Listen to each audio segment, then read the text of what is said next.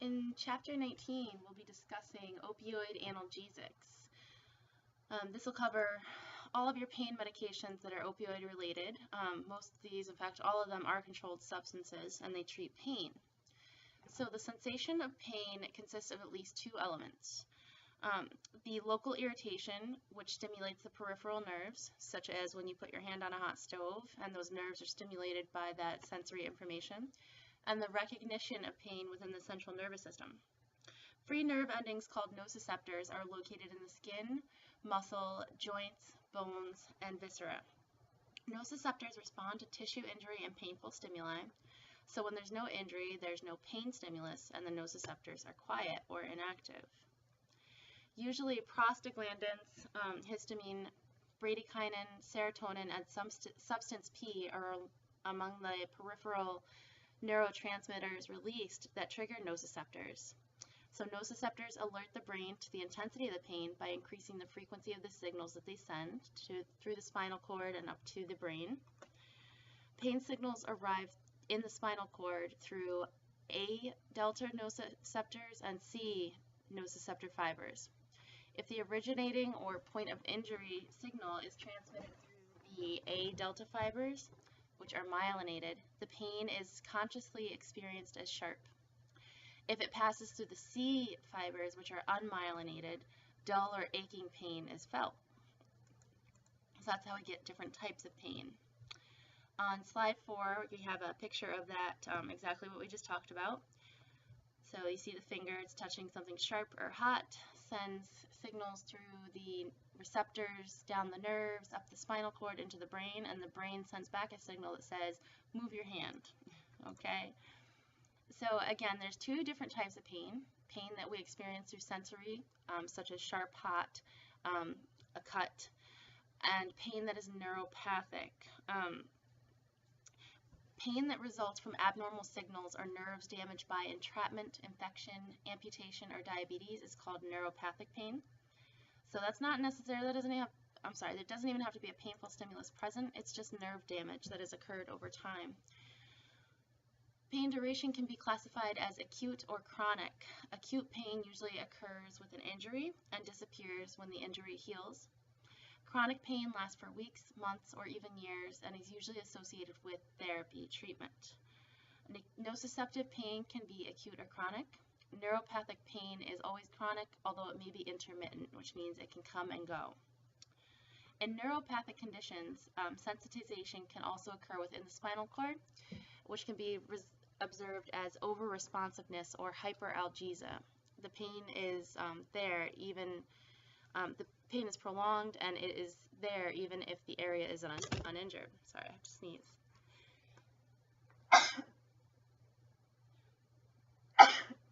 Okay, so moving on to slide 7. This is our rough lecture already.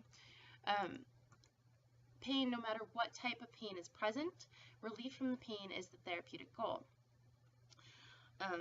Selection of the most appropriate analgesic depends on the type and duration of the pain.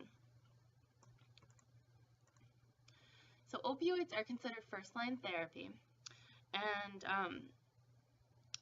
they are derived from an opium plant, but we'll get to that part. I think they might cover it in this chapter.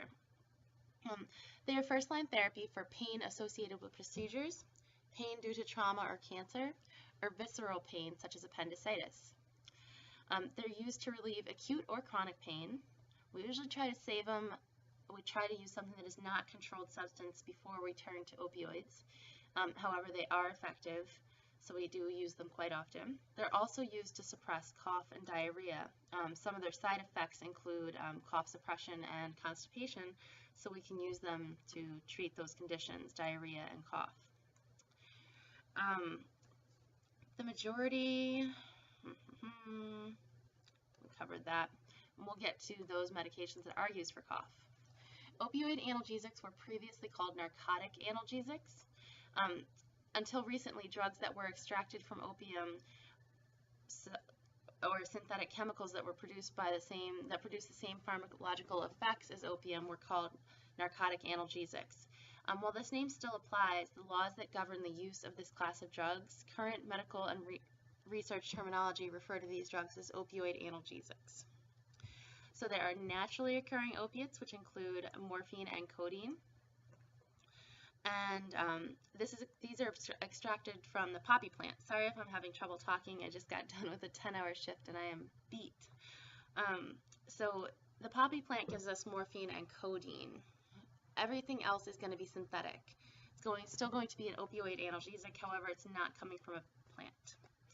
3 opioid receptors in our body are the most clinically important, and these are the receptors that are going to bind with our opioids and cause the effect. Mu, kappa, and delta. Mu, kappa, and delta. There are 2 types of mu receptors. Mu1, which is located outside of the spinal cord, and it interprets pain. And mu2 is found throughout the central nervous system, and it is responsible for the side effects of respiratory depression, pain relief, euphoria, and physical dependence. So all of our side effects and our problems that come along with our medications. So tolerance and physical dependence are factors that influence opioid use. Tolerance, which means decreasing effects even at the same dose, develops to all opioids. Physical dependence develops with long-term daily use of strong opioids. And because of the potential for abuse, opioid analgesics are restricted or controlled substances. Opioid analgesics are called central analgesics because they work within the central nervous system to reduce the reaction to pain. They do not impair the function of peripheral nerves. The pain is still present, but patients respond as though they can tolerate the pain. Morphine is the standard by which all other drugs are measured. So when we talk about how potent something is, we're measuring it against morphine usually. On slide 11, you'll see the different names of opioid analgesics: hydromorphone, morphine, fentanyl, etc. There's a lot of them out there. So it's a good idea to get to know which ones are out there and become familiar with their names. So,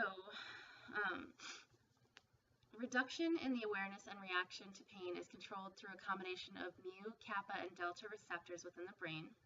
Morphine and other opioid analgesics act by binding to these receptors and mimicking the effects of analgesic peptides found in the body. Opioid analgesics may influence central nervous system activity, again by decreasing mental alertness, causing that symptoms of euphoria, as well as respiratory depression. So those are all side effects that come along with the pain relief. Nausea and vomiting can also happen, and that's a direct result of activation of delta or kappa receptors. The most important one you want to pay attention to here is respiratory depression. We always monitor our patients to see, are they breathing enough per minute, to make sure that we're not going to put them into respiratory failure. So why do they cause bronchoconstriction, constipation, and decreased urination? Because they act directly on smooth muscle and mu2 receptors in the GI tract. They cause an increase in smooth muscle tone, which causes intermittent muscle contractions or spasms.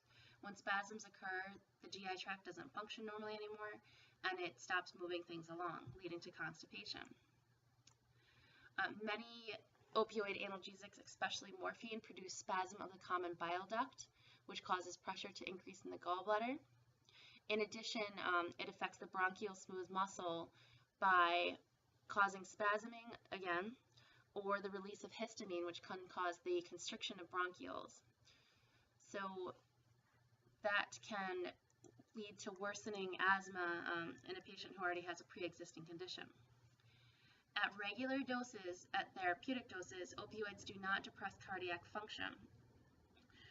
This lack of effect is important because it allows these drugs to relieve pain following a heart attack without worsening the condition. Most opioids produce meiosis. However, meperidine causes mydriasis, so it's the exact opposite. So you can't really use the pupil size to determine which drug was used.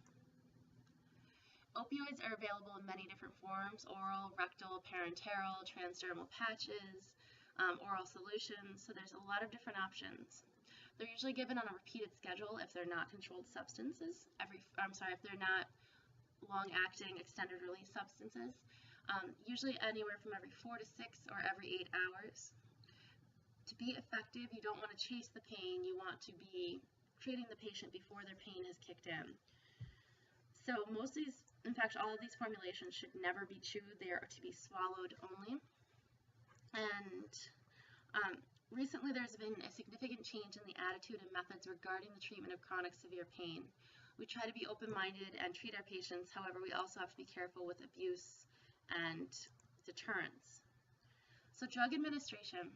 Because opioid analgesics are CNS depressants at any dose, patients should be closely monitored for overdose. In addition,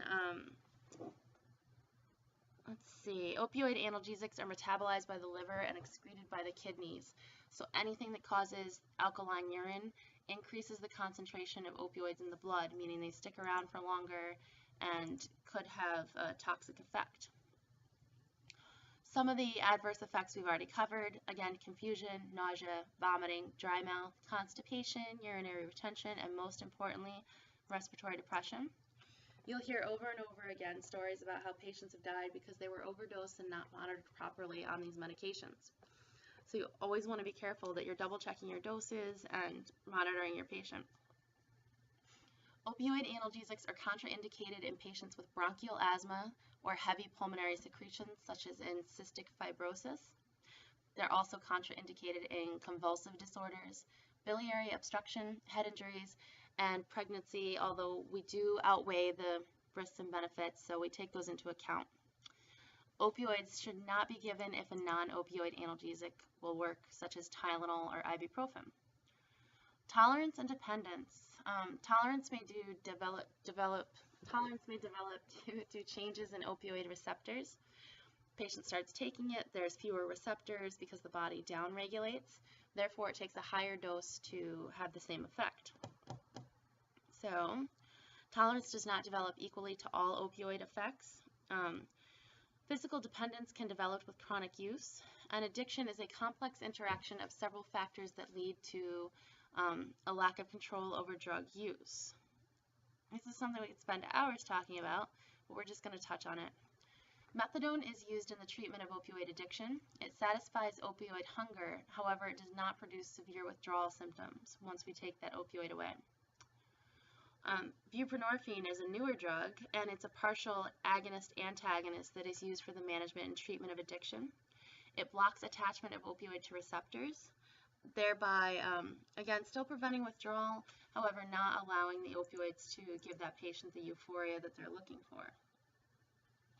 Opioid antagonists, or what we call antidotes. Opioid poisoning presents with coma, depressed respiration, cyanosis, and hypotension. If I start talking fast, it's because I'm at a time limit of 15 minutes. So displacement of the opioid is what we need to do when somebody has overdosed, and it rapidly reverses life-threatening respiratory depression. There are two types of antagonists, pure antagonists and partial antagonists. Pure antagonists such as naloxone and nalmefene are competitive blocking drugs. Naloxone blocks the analgesic from attaching to the receptor but does not produce any pharmacologic action of its own. Whereas partial antagonists such as butorphanol, nalbuphine, pentazocine have two actions on the respiratory system. So they do result in respiratory depression. They can also be used to treat pain such as in pregnancy. Butorphanol, Stadol is used during delivery. So the antagonists are listed on slide 22. Just become familiar with their names. And opioid antitussives, last but not least, we have a minute to talk about antitussives or anti-cough medications. Codeine, hydrocodone, and dextromethorphan, that last one not a controlled substance, are all used to suppress the cough. These drugs do not cure the underlying irritation, they only reduce the intensity and frequency of the cough. And again, dextromethorphan is over the counter and not controlled, however, it can be abused just like any of the other cough medications. So, expectorants are commonly combined with antitussives. Expectorants break up mucus. You may have heard of Mucinex. And last but not least, drug interactions. Opioid analgesics potentiate the effect of any other CNS depressant, so we need to be careful there. MAO inhibitors are also always a concern. And last but not least, rifampin and phenytoin have caused withdrawal symptoms when administered with methadone. That covers Chapter 19 just in time. We'll move on to Chapter 20 in the next one.